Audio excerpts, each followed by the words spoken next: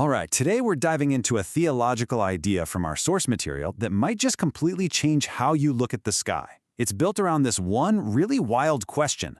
What if the heavens and all of creation aren't just made by God, but are the literal body of Christ? It's a huge thought, so let's unpack it. So, the source material kicks things off by, totally flipping one of the most powerful images in prophecy on its head. We all have that picture in our minds of a figure coming down from the clouds. But what if we've been looking at it all wrong? What if the prophecy isn't about someone in the sky, but is actually about the sky itself? You see, this whole idea, it really hinges on taking a passage like this one from Revelation and reading it, completely literally. Where a lot of people might see poetry or a metaphor, the author of our source sees a physical blueprint for a future event. The sky isn't just like a scroll, it is a scroll, just waiting to be rolled up. So what's the central claim driving all of this? Well, it's the idea that the heavens we see above us aren't just empty space, but are the literal body, or maybe a better word is the garment of Jesus Christ. Okay, so the argument is kind of built on three main pillars. It suggests that the veil in the ancient temple, the incredible vastness of the heavens, and even the very breath of life itself, they're all just different ways of understanding one single thing, the physical presence of Christ all around us. And this right here, this is the key. This is where the author uses scripture to build a really crucial bridge. This verse from Hebrews is everything. It makes this stunning connection, explicitly stating that the temple curtain, the veil, is his flesh. All of a sudden, a physical object in a building is directly linked to a cosmic, divine body. Okay, so, if the heavens are Christ's body, what on earth does that mean for the prophecy of his return? Well, this is where we get to the most cinematic part of this whole idea, a complete reimagining of the second coming. And this comparison just lays it all out, right? You can really see how radically different this view is. In the conventional image, a figure comes down from the sky. But in this interpretation, the sky is the figure. People aren't just looking up to see something, they're witnessing the very fabric of the cosmos folding and tearing into the shape of a man. And this idea gets even stronger when you look at another key verse, one that describes the heavens as a garment, a cloak that will be folded up and changed. See the consistency in the imagery? The entire cosmos is being presented as a piece of divine clothing. And this, of course, leads to a massive reinterpretation of another key prophecy. When the Bible talks about the sign of the Son of Man, the author argues it's not some symbol appearing in the sky. No, the sign is the sky itself, transforming. It's a pretty compelling explanation for how everyone on earth could witness it at the exact same time, even if they didn't all understand what they were looking at. Okay, so to really get this, we have to look at how the author actually builds this case. And the foundation of the whole argument is built by connecting ancient symbolism from the Old Testament temple directly to the cosmos. It all starts with the garments worn by the high priest. Now get this, according to the first-century historian Josephus, who's cited in our source, these weren't just fancy robes. They were meticulously designed as a symbolic map of the entire universe. And you might be thinking, okay, is this just some modern spin? Nope, not at all. The ancient Book of Wisdom says it, plain as day.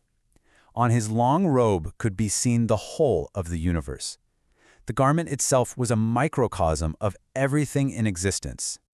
Okay, let's break this down because it's pretty fascinating. You can just see the logic here, right? The linen grows from the ground, so it represents the earth. The blue color, well, that's obviously the sky. Purple dye, which came from a sea snail, stood for the sea, and the scarlet color represented fire. Even the pomegranates and bells were seen as lightning and thunder. And check this out, the 12 stones on the breastplate corresponded to the 12 signs of the zodiac. The entire universe was literally woven right into this garment.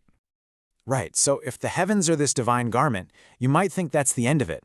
But oh no, the argument doesn't stop there. It gets even bigger, extending the concept of Christ's body from just the sky to the very substance of all creation. So how do they make that leap? Well, it's through this really important theological concept. Jesus gets identified with what the Old Testament calls wisdom, or logos in Greek. And this wisdom is described as this divine force, something that was present before creation and was poured out over every single thing. You can see the logic laid out here, step by step, almost like a mathematical proof. First, Proverbs tells us wisdom was begotten before creation. Then, the book of Sirach says wisdom covered the earth and was literally poured onto all of God's works. And then the final, crucial link comes from the New Testament, which just explicitly states that Jesus is this wisdom of God. So if you follow that chain, the conclusion is that Christ is the very substance poured into creation itself. In this verse from Colossians, this is really the capstone of the whole argument. It doesn't just say that all things were created through Christ, but that in him all things consist, or hold together. In this view, he's the very fabric that makes up reality. So what this means is when you hear Jesus' famous I am statements, this interpretation asks you to see them in a whole new light. He isn't just like the light or like the vine. Now, according to our source, he is literally the rock that gave water in the desert and the very air that we're all breathing right now. All right, let's pull all these threads together. If we actually try to look at the universe through this lens, what does it all mean? What's the big takeaway here? Okay, the first huge takeaway is this feeling of radical closeness. God isn't some far-off entity in the sky anymore. In this framework, the divine is immediate. It's tangible. It's as close and as real as the ground right beneath our feet. And the second big idea follows right from that. If creation is God's body, then all of it is sacred. The entire physical universe is seen as a good work of God, a garment that he wears, and the very means by which he sustains all life. And really, all of this points back to a single central idea. It's all about unity, and it's captured perfectly in this one verse. One Lord, Jesus Christ, through whom are all things and through whom we live. In this view, everything we see and touch and experience is held together in this single, all-encompassing divine presence. And so, we're left with this really powerful question to think about. If we were to actually accept this idea that all of creation is the body of the divine, how might that completely change the way we see the world and our place inside of it? It's a fascinating thought to carry with you.